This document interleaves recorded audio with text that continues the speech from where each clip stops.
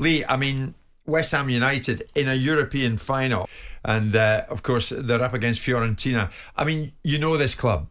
I remember being there when you signed, what, for the second spell, was it? I can't quite recall. Maybe it was first, maybe it was second, on the day that you signed. But it's a club that's very close to your heart, right? Yeah, that's the club that I've supported as a kid.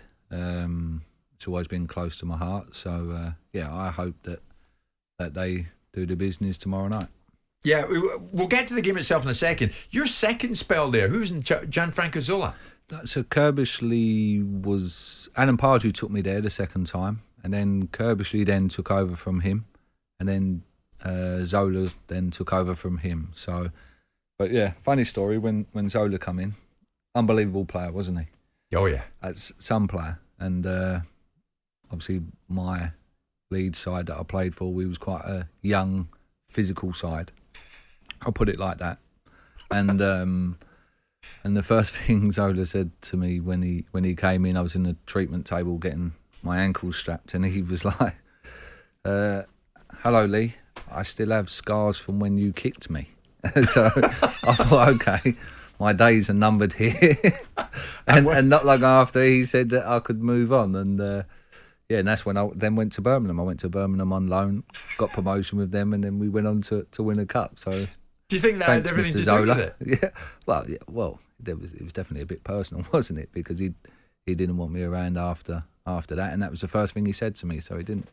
Yeah, I didn't last too long after. Was there any truth in it? Do you remember kicking him? It may have happened at some stage or another, because how else do you stop him? Like, he was unbelievable player. Good point. So when you could get close enough to actually put a tackle in, you certainly did. And but that's just praising him, really, because how good he was. Because if he weren't that good, we wouldn't have had to do that, would we? Lee, I have to say, a lot of Leeds United fans getting in touch this lunchtime. Mike is one of them. Lee has got it bang on. Biggest problem at Leeds this season, not enough players knowing what it means to wear that Leeds United shirt.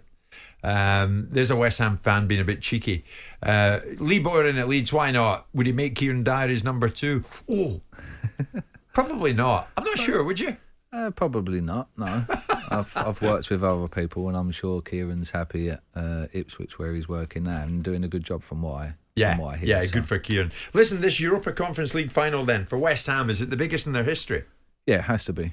Everybody takes the mick because it's obviously the second European Cup, but for a club like West Ham to have a European trophy sitting in the stadium would be an amazing achievement. So I'm pleased for David Moyes and the squad of players, because they've had to work hard. Obviously, he was under a lot of pressure at one time in the season, and I was one of them people that said stick with him. I think he's doing well, and thankfully they did, and now we're in the final. And of course, it's really recognised as the third. You get the Champions League, the Europa League. This is the Europa Conference League final.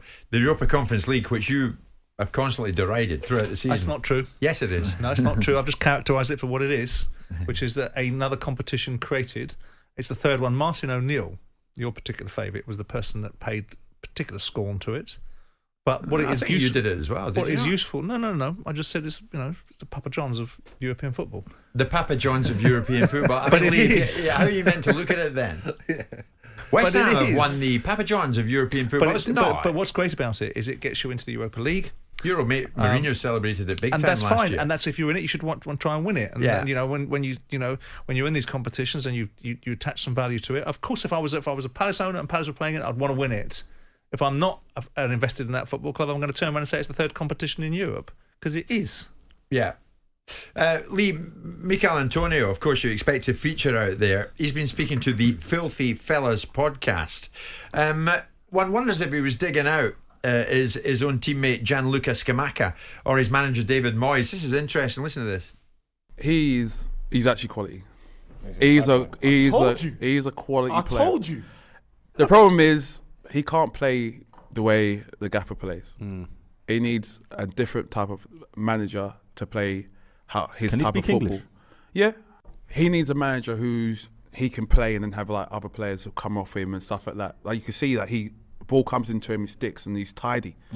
But how David Moyes plays is more like through up front you're dealing with scraps, and you got to be more of a fighter, and that's not him. I'm not sure how that will have gone down, Lee. I mean, like, he's a great player, but if only Moyes would play him in the right way. And that's from Michail Antonio. Yeah, I think it's a bit harsh and a bit personal there. I don't see what he's trying to achieve from saying them things. He's a teammate, and you stick together. Whether you believe what he's just said, you keep it to yourself. You don't publicly say things like that, because I'm sure there's a lot of people out there that could say some things about Antonio as well, because he has some faults. But no one goes on air and says anything about him, because I've never heard that. So I think it's a bit inappropriate. Yeah, it's a bit wrong, especially on a build-up to a final. I don't see what he's trying to achieve from that. That's not right. Lee, this was David Moyes. He was asked about it. Listen. I've got no issues with Gianluca. Gianluca's a terrific player, really good footballer, someone who we really like, but unfortunately he's been hit with injuries for periods of this season. Mickey has his own opinions, but we're not getting into that. I mean, it does seem, Simon, if you're Sullivan and you paid £35.5 million for this boy, all right, injuries apart, but he's hardly featured. Them's the rubs, isn't it? I mean, there's plenty of players that get signed for football clubs that don't necessarily hit the ground running. What I do think is it's just not necessary for Michail Antonio to be speaking in that fashion. There's no benefit to it. It is only going to be controversy coming out of it. Whether there's rancour between him and that player, because maybe he feels that the player's got more focus on him than Michail Antonio should have got, I don't know. But what it is, David Moyes would have dealt with it. Be under no illusion, David Moyes will have a media face saying, I've got no issue with Mickey's opinion. In private, he'll have said, shut your trap and keep it to your opinions to yourself.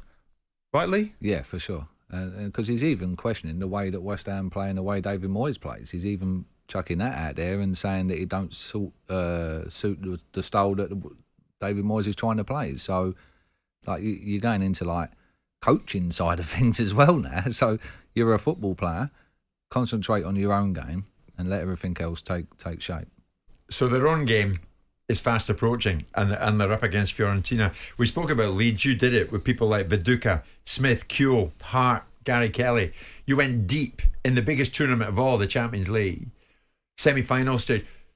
What's the West Ham approach then against Fiorentina, who pride themselves in the way they defend?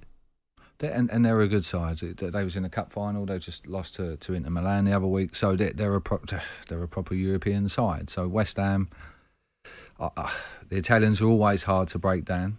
I think I would like to think, as a fan watching the game, that we go at them. Like I said to you before, when we ever played in Europe and we went on the front foot and surprised teams and put them on the back foot, you come out with better rewards, and you can hit them, because they're going to expect West Ham to sit back, because that's what they've done most of the season. But I think if you just say, okay, it's a one-off game, which it is, and just go for it and just get on the front foot and put them under pressure and get in their faces, the Italians, I don't think, are like it. So that would be my approach, and that's what I'm hoping I see tomorrow night. Okay, we'll see if that happens. I agree with you. The approach absolutely should be that. And it's live in talkSPORT. We're back after this.